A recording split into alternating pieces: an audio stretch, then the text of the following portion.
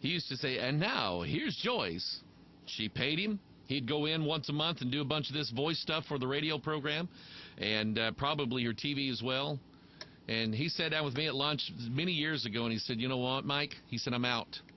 He said, I'm out of the charismatic movement. He said, I'm done. He said, it doesn't work. It's a joke. I said, good for you. Sacrificial gift. We need your help. We can't. God's powerless without you giving us your money. Stupidest bunch of stuff I've ever heard of my life. Why do people believe this nonsense? I don't know. It's Monday. Maybe I shouldn't have done a Pastor Mike Online. Here's what's going on this week. This is why I'm here today. And by the way, I'm glad that you're here today. I hope you caught all the memos that I tried to warn everybody enough. Doing the Pastor Mike Online today and tomorrow, and we're not going to be here Woden's Day.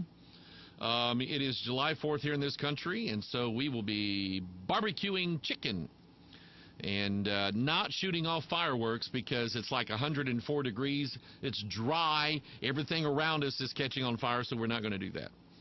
And so there would be no Wednesday evening service, and then Lisa and I are going out of town Thursday and Friday. And for a little trip we're going to take, and it's coming up to our anniversary too, by the way. I'm not saying that so you can send me. Don't send us anything. See, that just sounds, that doesn't sound like Benny Hinn. Benny Hinn would go, oh yeah, send me something, okay? Anyway, just pray for Lisa and I as we travel, and I appreciate your willingness to go along with that. The second part of The Secret of the United Nations is going to be coming out next week too. Hope you've seen the first part. Hope you liked it. And anyway, looking forward to that. Let me see what else. I've got a whole page full of stuff, and I've just talked about John Roberts and Benny Hinn all this time. Let's see here. Where do I want to go? I have... here we go. Let me just read an article here that I've got on my screen. Unity of Springfield. This is in Springfield, Missouri. Judy sent me this. How you doing, Judy? Hope you're listening today. Unity of Springfield's teen group creates Labyrinth, opening avenues of meditation. Life has many journeys, but Unity of Springfield wants to share a different type of journey right in the church parking lot. Several high school students with the church's teen group, Youth of Unity, created a labyrinth. It is a maze-like circle, 53 feet across, painted in blue in the parking lot in front of the teen house. It is available for anyone to come by and walk through the intricate path to the center and back out again. The center point. Remember that. If you watch the UN video so far, you've figured out that center point, okay? That's what that labyrinth is. At the center point, you remember, in fact, we did a teaching on this, a Watchman video, about the labyrinth. What's in the labyrinth is a beast who's down in a pit, and he wants to be released, and he can't do it until you get there and let him out. That's what this stuff is. And a church is doing. Churches all over the place are doing this kind of garbage.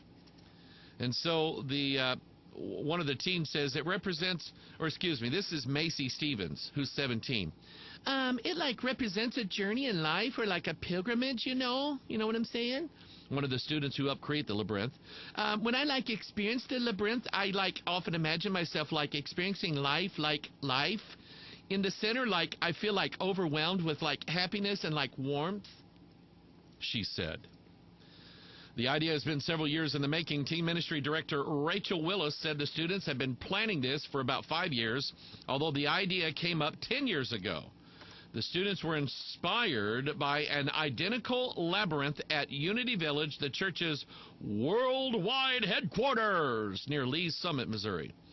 Church member Martin Dowman said the labyrinth at Unity Village is larger, big enough for a wheelchair to easily navigate. But the one in Springfield, I guess you got to be sympathetic to those who are handicapable. In Springfield needed to be smaller. Dowman said he used resources on the website labyrinthsociety.org. I haven't checked that website out. You might want to go check that out. Labyrinthsociety.org to plan the design. He plotted out the points on a design program. Now again, let me just get this to you. Okay? The whole idea behind the labyrinth, let's just get the occult ideas of it aside. And it's nothing but the occult in the church. Let's look at it again from this perspective that we've been dealing with today. The issue is that if you walk the labyrinth, and if you meditate, and if you go to the center, and then if you meditate on the way back out, you will achieve something from God. You'll have this connection with God. That is works. It's works-based blessing or benefit. It's saying that if you will not get this benefit from God if you don't walk the labyrinth. That's what they're teaching. They deny it, but that's exactly what's at the core of this stuff. And then somebody sent me, I actually have a graphic of this. This is crazy. You watched the Secret of the United Nations video, and I talk about the North on there, and I haven't got into the second half of the video. Will be coming out this week, where I just deal with the scriptures of what's going on in the North. There is a destruction coming from the North. I'm telling you, okay? And I try to explain that in this thing. Well, here is a church. Somebody brought my attention to it. It's called North Star Church. Boy, that's interesting. That's just really, especially in light of the fact that the dragon is up there on the North Star. So here's a whole church named after the North Star Church. You say, well, you're just kind of making too much of this. Oh, really? Take a look at the logo next to the North Star Church. Take a look at that. Here, let me just identify it for you. You have three triangles. And in the center of that, now three triangles would make 9 points. And I want you to think about that. Three triangles would make 9 points. And then in the middle of this triangle, at the center point, remember, it's like the point within a circle. At the center point of this logo is like a Fibonacci spiral. It's called a sacred spiral. And I'm just looking at this going, I've seen this before. And at first I thought it was one of Aleister Crowley's sayings, and I was wrong. Because he has like 7-point stars and 8-point stars and so on. It's actually not Crowley's. Here's what it is.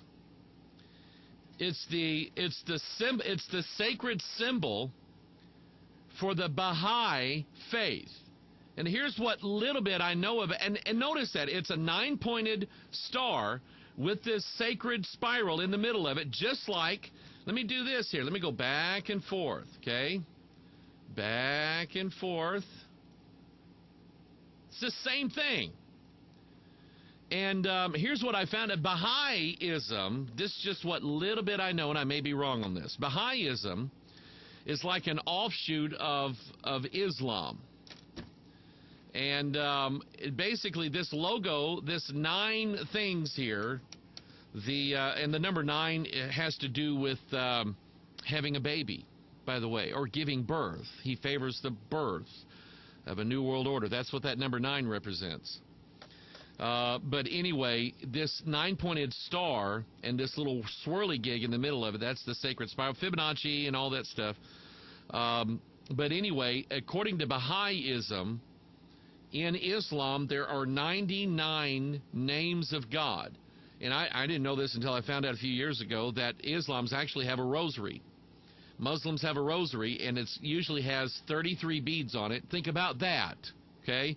33 beads that they go through 3 times and recite the 99 names of God. But the Baha'i part of it says there's actually one more name that nobody knows. It's like, here we go. It's the sacred name.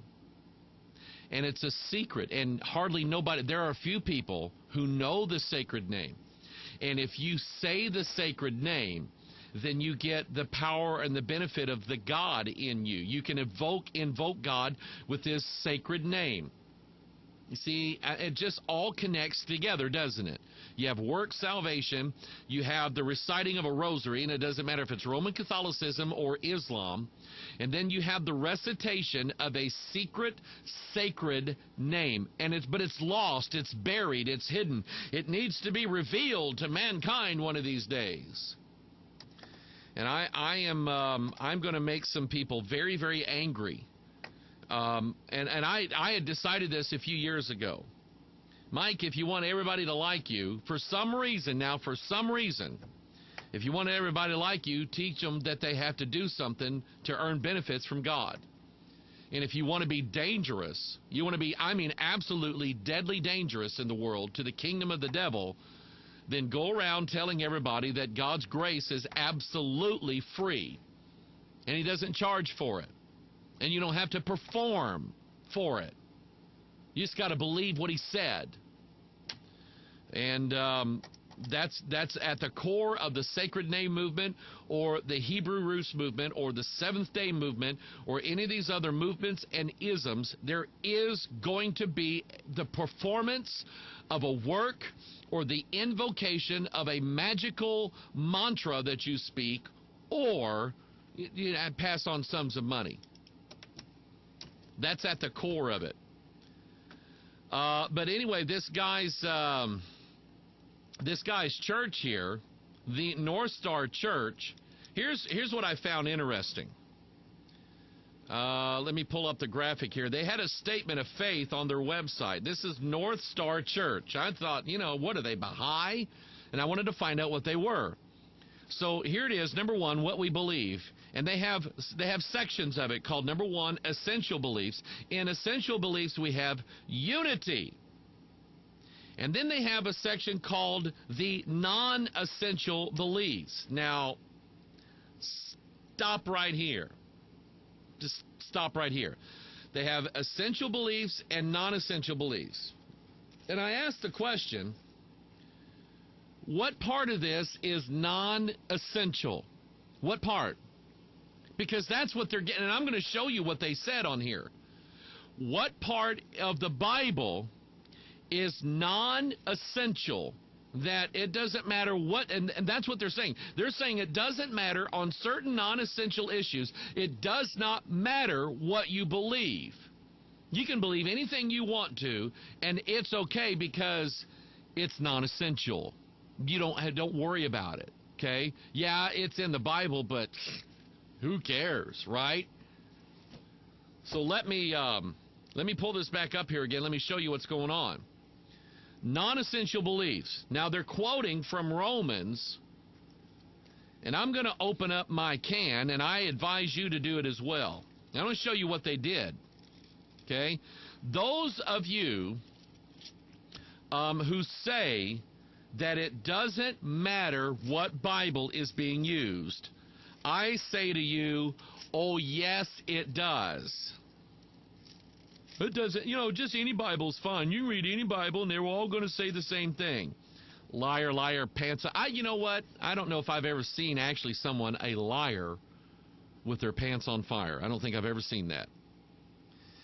Now, this is from Romans chapter 14, and I advise you strongly to get out your can of King James Bible and open it up and actively compare these verses. And look at verse 1.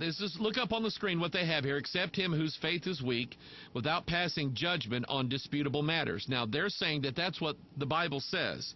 However, the King James says, him that is weak in the faith receive ye, but not to doubtful disputations. Now, I don't know what version. This might be the Message or something like that. Their version says, except him whose faith is weak, without passing judgment on disputable matters. That's not what it says. And here's where my point is with this. The idea that there are disputable matters in the Bible that you and I can argue about, but at the end of the day it doesn't matter who's right or wrong, that's wrong. And then it goes on to say, who are you to judge someone else's servant? To his own master he stands or fails. So that each one of us will give an account of themselves to God. Then look at the very last part, and this is based upon Romans chapter 14, verse 22. Romans chapter 14, verse 22, in their Bible says, so whatever you believe about these things, keep between yourself